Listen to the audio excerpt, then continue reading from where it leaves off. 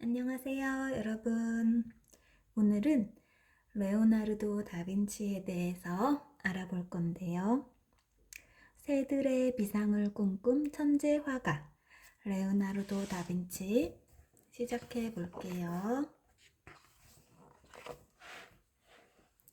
옛날 이탈리아에 새를 무척이나 사랑하는 화가가 있었어요. 화가는 많은 돈을 주고 새를 사서는 새장문을 활짝 열었어요. 자, 밖으로 나오렴.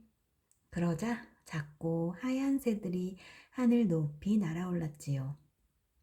나에게도 날개가 있다면 맘껏 날아오를 텐데. 화가는 날개가 달린 비행물체를 만들어 언덕 위에서 훌쩍 뛰어내렸지만 땅바닥으로 곤두박질 치고 말았어요. 비록 비행에는 실패했지만 이 화가가 바로 세계 최초로 비행기를 생각해낸 사람이에요. 평생에 걸쳐 새들의 비상을 꿈꾸었던 이 화가는 위대한 발명가이자 천재 화가인 레오나르도 다빈치입니다. 1452년 4월 봄, 레오나르도 다빈치는 이탈리아 피렌체에서 그다지 멀지 않은 작은 시골 마을 빈치에서 태어났어요. 어머니 카테리나가 말했어요. 어머, 귀여운 우리 아기 좀 봐요. 곱슬거리는 금발이 사자 같지 않아요? 하하, 이제부터 우리 아기를 레오나르도라고 부릅시다. 레오나르도는 사자라는 뜻이지요. 우리 아기 뭘 보고 이렇게 좋아할까? 어머니는 고개를 들어 하늘을 보았어요. 푸른 하늘에는 작은 솔개가 자유롭게 날고 있었어요. 레오, 어디 있니? 거참, 이 녀석은 한시도 집에 붙어 있질 않는군. 아버지는 레오를 찾기 위해 광장을 둘러보았어요. 성당 꼭대기 종탑도 올려다보았어요. 하지만 레오는 없었어요. 아버지는 해가 질 무렵에야 레오를 찾았어요. 레오는 언덕 위에 앉아 무언가를 열심히 그리고 있었어요. 레오, 도대체 여기서 뭐 하고 있는 거니? 마을 풍경을 그리고 있어요. 레오의 그림을 본 아버지는 깜짝 놀랐어요. 세상에, 누가 너에게 그림 그리는 방법을 가르쳐 줬니? 그러자 레오가 이상하다는 듯이 말했어요. 가르쳐 주다니요? 본 것을 그대로 그렸을 뿐인데요. 아버지는 레오의 그림 공책을 천천히 넘겨보았어요. 마을과 계곡 풍경, 먹이를 먹는 새들이 마치 살아있는 듯 했어요. 레오, 너의 그림을 베로키오에게 보여야겠다. 아버지는 피렌체에 있는 베로키오를 찾아갔어요. 베로키오는 이탈리아의 유명한 화가였어요. 많은 젊은이가 베로키오에게 그림을 배우려고 했지만 깐깐하기로 소문난 베로키오는 쉽게 제자를 받아들이지 않았어요. 베로키오는 레오의 그림을 보고서 깜짝 놀랐어요. 세상에, 14살짜리 소년이 이런 그림을 그리다니.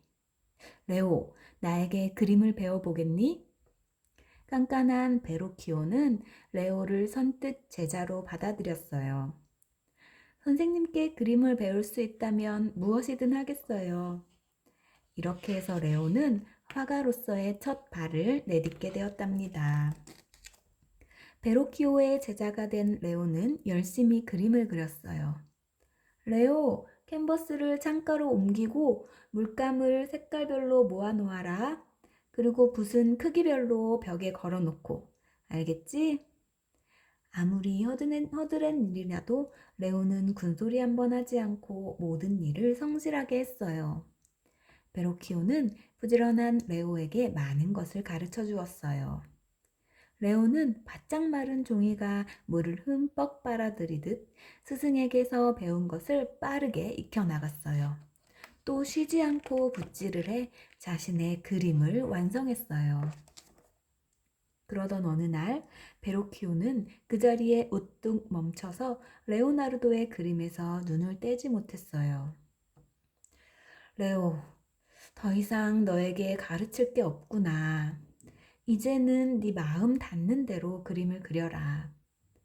베로키오는 칭찬을 아끼지 않았어요. 그 뒤 베로키오는 다시 붓을 들지 않았다고 해요. 레오나르도, 제발 우리를 위해서 그림을 그려주세요. 피렌체에 있는 수많은 귀족이 레오나르도를 찾아왔어요. 레오는 이제 이탈리아에서 가장 아름다운 그림을 그리는 화가였으니까요. 다른 화가들이 그림값을 높게 매기려고 고민할 때 레오나르도는 아름다운 대자연을 그림에 담았어요. 어떻게 하면 자연을 있는 그대로 그릴 수 있을까? 30살 때 레오나르도는 밀라노로 갔어요. 레오나르도, 밀라노에 온 것을 환영하오. 여기서 나와 함께 아름답고 풍요로운 밀라노를 만듭시다. 밀라노를 다스리던 루두비코가 레오나르도를 반갑게 맞았어요. 레오나르도는 밀라노에 머물면서 그림도 그리고 신기한 기계도 발명했어요. 농부들을 위해 기름틀을 만들고 곡식을 쉽게 빻을 수 있는 연자방아도 만들었지요. 또한 군인을 위해 무기도 발명했어요. 그리고 축제 때면 화려한 불꽃놀이도 보여주었답니다.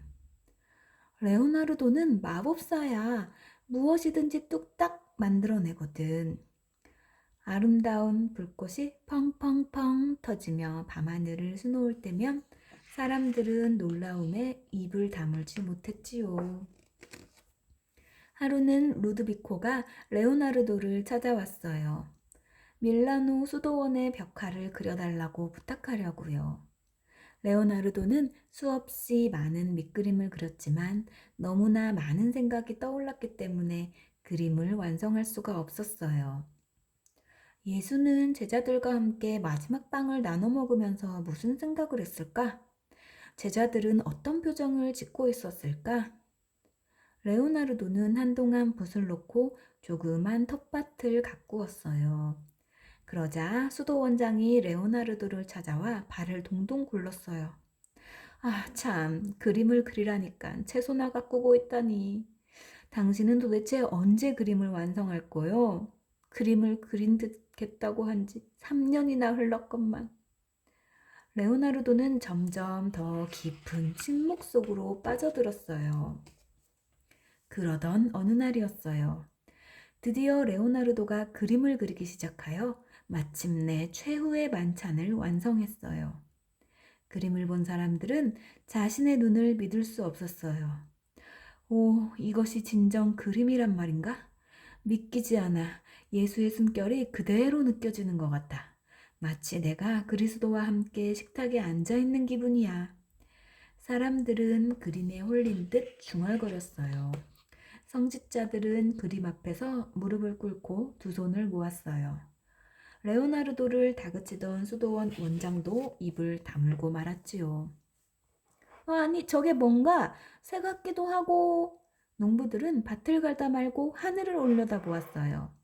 하늘엔 어마어마하게 큰 새가 날고 있었지요. 바로 그때였어요. 삐걱삐걱 날아가던 큰 새가 언덕 위로 떨어진 거예요. 큰일 났군. 어서 가보세. 헐레벌떡 언덕 위로 달려간 농부들은 땅바닥에 고꾸라진 사람을 보고 깜짝 놀랐어요. 레오나르도님, 도대체 여기서 뭘 하고 계세요? 이 끔찍한 기계는 뭐죠?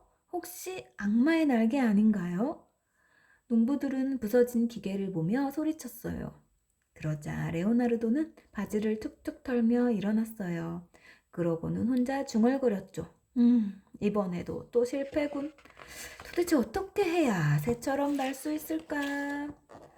레오나르도는 머리가 희끗해졌을 때 다시 피렌체로 돌아왔어요.